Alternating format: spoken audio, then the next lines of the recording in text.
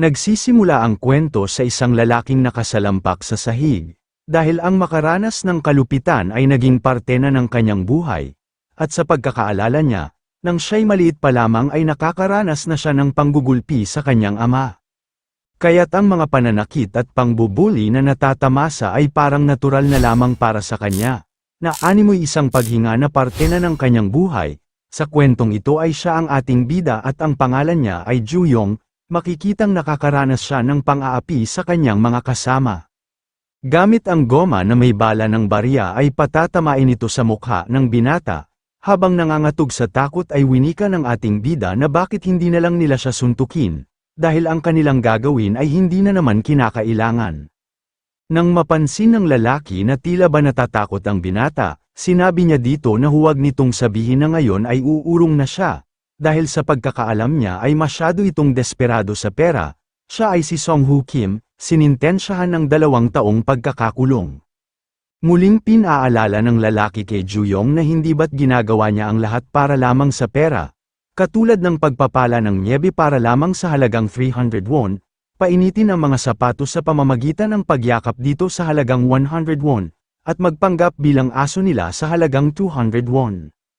At ngayon ay kapag pumayag siyang maging kanyang human target, ay bibigyan niya ito ng tumataginting na 500 won, dahil sa narinig ay agad na pumayag ang binata sa nais nitong mangyari. Ito ang Juvenile Detention Center kung saan nakakulong ang mga kabataang kriminal na wala pang 19 na taong gulang. Dito mahahanap ang mga pinakamasasamang kabataang kriminal sa South Korea. Sa madaling salita, isang lugar na walang batas at puno ng karahasan at krimen. Winika ni Song-Hoo na ipikit nito ang kanyang mga mata kung ayaw niyang mabulag, dahil mahihirapan siyang patamaan ang noo ng binata, subalit bago pa man niya ito magawa ay napigtal ang goma dahilan upang tumalsik ang barya sa inidoro. Tinanong naman ng lalaki ang kanyang mga kasama kung mayroon pa ba silang pamalit na goma, ngunit tugon ng isa na wala na silang makuha nito dahil kakaunti lamang ito sa loob ng kulungan. Dahil dito ay winika ni Song-Hoo sa ating bida na ito ang kanyang maswerteng araw, na labis naman itong ikinatuwa. Kaya't agad pinag-utos ng lalaki sa binata na maaari niya nang kuhain ang kanyang barya, na mabilis naman itong sinunod. Ngunit tila nagbago ang isip ng lalaki at winikang masyado naman atang madali kung gagamitin ito ang kanyang kamay, kaya't maaari niya itong kuhain gamit ang kanyang bibig. Dahil sa narinig ay maging ang ibang mga preso ay nandiri. Dahil sa pagkakaalam nila ay kagagamit lamang ng CR ng isang malaking lalaki, ngunit tila ba walang pakialam si Ju-yong dito at mabilis na inilublob ang kanyang mukha sa inidoro upang makuha ang barya. Dahil sa nakita ay hindi makapaniwala ang ibang preso na magagawa nitong ingudngud ang mukha nito sa inidoro para lamang sa pera, ngunit para sa ating bida nang dahil sa pagkolekta niya ng mga barya ay nakaipon na siya ng halos 50,000 won. Matapos nito ay nagpaalam na ang mga hangal dahil oras na upang magpunta sa bakuran. Habang papaalis ang mga ito ay pinag-uusapan nila ang binata, sapagkat ibang klase ito at gagawin nito ang lahat kahit ikasira ng kanyang dignidad. Subalit nagtataka sila kung paano ang isang katulad ni Ju-yong ay napunta sa kulungan. Winika ng isa na ang kaso nito ay tangkang pagpatay at may sentensyang 3 taon na pagkakakulong. Sinabi naman ni Song-Hoo na wala siyang pakialam, at isa pa ay marami na rin siyang nakitang mamamatay tao na hayok sa pera. Tanong naman ng isang walang mukha na nagtataka siya kung bakit masyadong segapa ang binata sa pera. Tugon naman ng lalaki na marahil ito sa pagkakautang. Sa kabilang banda, tinawag ng gwardya si Ju-yong na 7,100 at 79 at winikang mayroon itong bisita. At ang tanging dahilan kaya nag-iipon ang binata ay para sa kababata niyang si Dayon at ito lang ang kaisa-isang dumadalaw sa kanya. Nang harapin niya ito ay sinabi sa kanya ng dalaga na tila ba ay namamayat na ito, kaya't agad niyang tinanong sa binata kung hindi ba siya pinapakain o kaya naman ay may gumugulpi sa kanya sa loob, na mabilis naman itinanggi ng ating bida. Winika pa ng dalaga na hindi ba't sinabi niya na sa tuwing may mananakit sa kanya, unahan niya ang mga ito sa pamamagitan ng pagtusok ng mga matutulis na bagay sa kanilang mga mata. Isinawalang bahala naman ni Ju-yong ang mga sinasabi ni Dayon, at winikang bakit tila napapadalas ang pagdalaw nito sa kanya. Alam naman nito na sobra na ang mahal ng pamasahe ngayon papunta dito. Dahil sa narinig ay nagalit si Dayon at sinabing sa tingin ba nito ay ganun na siya kahirap upang problemahin niya ang pamasahe, at isa pa ay pumunta siya dito upang itanong kung bakit ipinadala sa kanya ng binata ang isang garapon na naglalaman ng barya, at nagtataka din siya kung saan niya ito nakuha. Kahit isa siyang ampon ay hindi niya tatanggapin ang binibigay niyang kahina-hinalang pera. Nang marinig ito ni Juyong ay halos mamuti ang mata nito, dahil pinaghirapan niyang ipunin ang barya. Kaya't sinabi niya sa dalaga na dapat ay tanggapin niya na lang ito. Tugon naman ni Dayon na kaya ba niya ito ginagawa ay dahil sa kanilang pangakong ginawa noon, na magkasama silang pupunta sa Seoul pagkatapos ng high school, hindi naman nakatugon si Juyong sa pahayag ng dalaga. Kaya't nag-aalalang sinabi ni Dayon na isipin na lamang nito ang kanyang sarili at siya na muna ang bahala sa pera. Bago maubos ang oras ng pagbisita ay ipinaalala pa nito na mag-focus na lamang ang binata sa kanyang paglabas at mangako ito sa kanya na huwag nang pahihirapan ang sarili. Sa pag-alis ni Dayon ay naalala ni Juyong kung paano nagsimulang masira ang kanilang pangako sa isa't isa. Sa isang ospital ay makikitang nakaupo ang dalawa at labis ang paghingi ng tawad ng ating bida sa dalaga, sapagkat ang lahat ng ito ay nangyari dahil sa kanyang ama. Subalit galit na sinabi ni Dayon na may panahon pa talaga itong isipin siya, sa ngayon ay isipin na lang muna nito ang kanyang sarili, dahil ang kanyang ama ay nasa isang coma, matapos itong hatawin ng vase ng binata at kapag hindi na ito nagising ay maaari siyang mapunta sa kulungan. Gayunpaman ay sinabi ni Juyong na ayos lamang yun, dahil maaari nilang ikonsidera ang ilang taong pang-aabuso sa kanya ng kanyang ama. Marahil bumaba ang kanyang sentensya dahil dito, subalit lingid sa kanyang inaasahan ay hinatulan pa rin siya ng 3 taon na pagkakakulong. Matapos marinig ito ay labis ang pagkadismaya ng binata, dahil ipinagtanggol lamang niya ang kanyang sarili matapos siyang pagmalupitan ng kanyang ama ng buong buhay niya. Winika ni Dayon na huwag nitong kalimutan na palaging kumain at sabihin lang nito kapag may nanggulo sa kanya. Habang nakaupo ay iniisip ni Juyong na kapag gumawa siya ng gulo sa loob ay maaaring madagdagan ang kanyang sentensya, at kapag naging mabait naman siya sa loob ay maaaring mapabilis ang kanyang paglaya, at habang tinitignan ang litrato nila ni Dayon ay alam niya sa kanyang sarili na kakayanin niya ang 3 taon. Hindi nagtagal ay lumapit sa kanya si Sang-ho at tinanong kung kasintahan niya ba ang nasa litrato. Kaagad naman itong itinanggi ni Juyong at winikang kaibigan lamang niya ito. Matapos nito ay nais itong kuhain ng lalaki subalit agad na tumanggi ang binata dahil mahalaga ito sa kanya. Hindi naman nagustuhan ni Sang-ho ang sagot ng ating bida kaya't balak niya sanang bigyan ito ng isang hambalos. Ngunit bago pa man ito tumama ay dumating ang gwardya kasama ang bago nilang inmate. Nagtataka namang sinabi ng lalaki na hindi niya nabalitaan na may bago silang makakasama. Sa pagpasok ng baguhan ay nakilala siya ng ibang mga preso, dahil pumatay ito ng 7 estudyanteng bully sa kanilang paaralan, siya ay si Gaeon-ma at sinintensyahan ito ng 20 taon na pagkakakulong. Nang marinig ito ni Juyong ay maging siya ay hindi makapaniwala na nagawa ng taong ito na pumatay ng 7 estudyante ng nag-iisa lamang, gayunpaman ay sinabi ni Sang-ho na wala silang dapat ikatakot dahil sa dami nila sa loob ay walang magagawa ito sa kanila. Kaagad niya itong nilapitan at tila ba hindi ito kumbinsido na magagawa ng lalaking makapatay ng isang tao, subalit ikukonsidera pa rin niya ang kaso nito basta't alam niya ang lugar niya dito sa loob. Ngunit walang natanggap na tugon ang lalaki na tila ba wala itong narinig at tinalikuran lamang siya ni Gaeon. Dahil dito ay hindi ito nagustuhan ng hangal at mabilis na umatake sa baguhan upang magpakawala ng isang suntok. Subalit kahit na nakatalikod ay maagap na naiwasan ito ni Gaeon na labis na mangipinagtaka ni Sang-ho, kasabay nito ay agad na naghanda ang baguhan upang gumanti ng atake.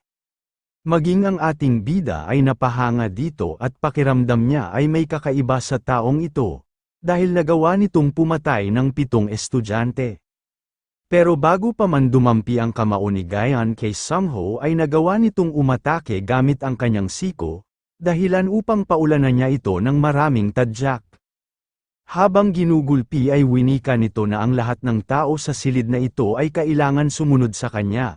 At hindi mahalaga kung ano ang nagawa niya sa labas dahil sa bandang huli ay sa kulungan pa rin ito bumagsak, hindi makapaniwala ang ibang preso sa nakikita dahil inaasahan nilang mahusay itong makipaglaban, dahil nagawa nitong pumatay ng 7 tao ngunit hindi man lang nito nagawang magpatama ng kahit na isang suntok.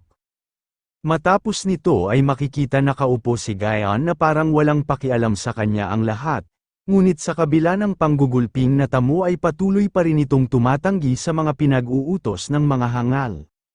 Walang ideya si Juyong kung bakit nananatili itong nagmamatigas, akala niya alam na ng baguhan ang kanyang lugar matapos nitong mabugbog. Maaari naman siyang sumunod na lamang na tulad ng ginagawa ng mga normal na baguhan.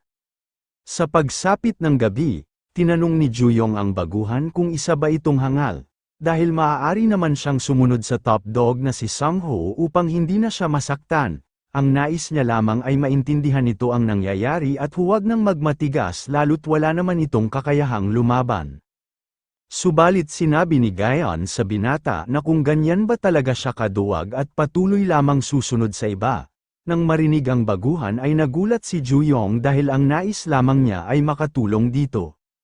Pero naisip ng binata na hindi na mahalaga kahit ano pa ang itawag nito sa kanya, dahil patuloy pa rin siyang magiging duwag upang mabuhay hanggang sa siya ay makalabas. Sa kabilang banda, kahit sobra na ang lamig ay nagpas siyang magtungo si Dayon sa detention center, upang dalhan ng pagkain si Juyong dahil napansin niya na malaki na ang ipinayat nito. Hindi man sabihin sa kanya ng binata ay alam niyang nahihirapan na ito sa loob. Kaya't sanay kahit papaano ay makatulong ang dala niyang pagkain. Wala mang espesyal sa dala niyang lunchbox subalit sigurado siyang magugustuhan ito ng ating bida. Nang maaari nang tumawid ay agad na naglakad si Dayon at nang biglang may isang malaking truck ang rumaragasa, ang tumama sa dalaga dahilan upang ito ay tumilapon at mabilis na tumapos sa kanyang buhay.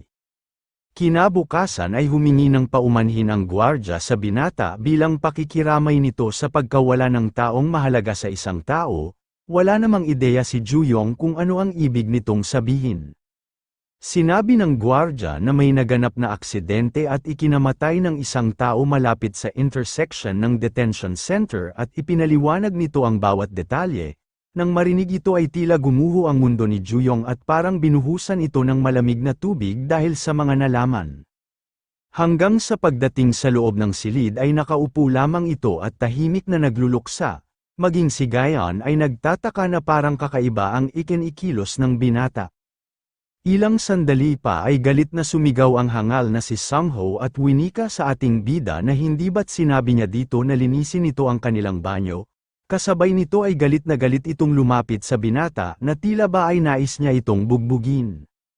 Subalit walang kibo si Juyong at patuloy lamang tinitignan ang litrato nila ni Dayon, sinabi ng isang lalaki sa hangal na ang taong nasagasaan ng truck sa labas ay ang babaeng nasa litrato. Dahil dito ay sinabi ni Sang-ho sa binata na bakit ito nagsinungaling sa kanya.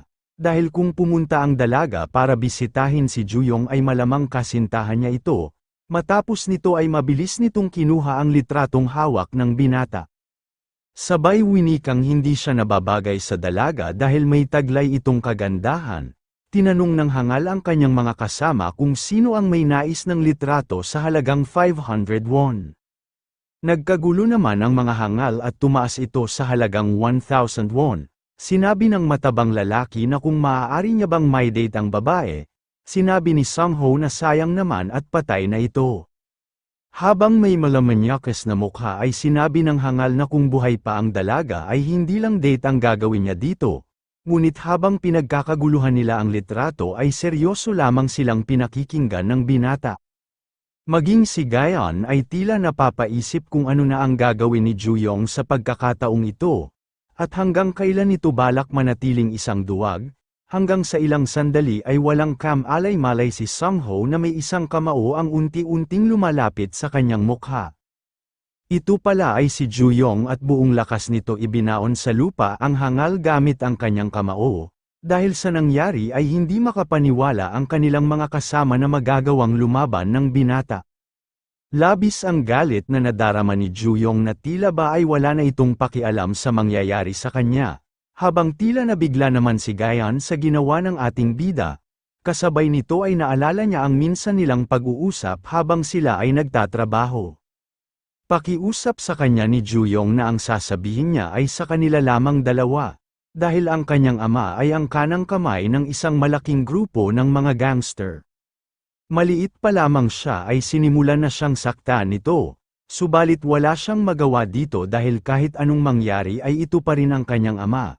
Subalit minsan ay nilabanan niya ito matapos nitong saktan ang kanyang kaibigan. Matapos nito ay agad sumugod ang mga alalay ni Sungho upang tulungan ang kanilang hangal na amo.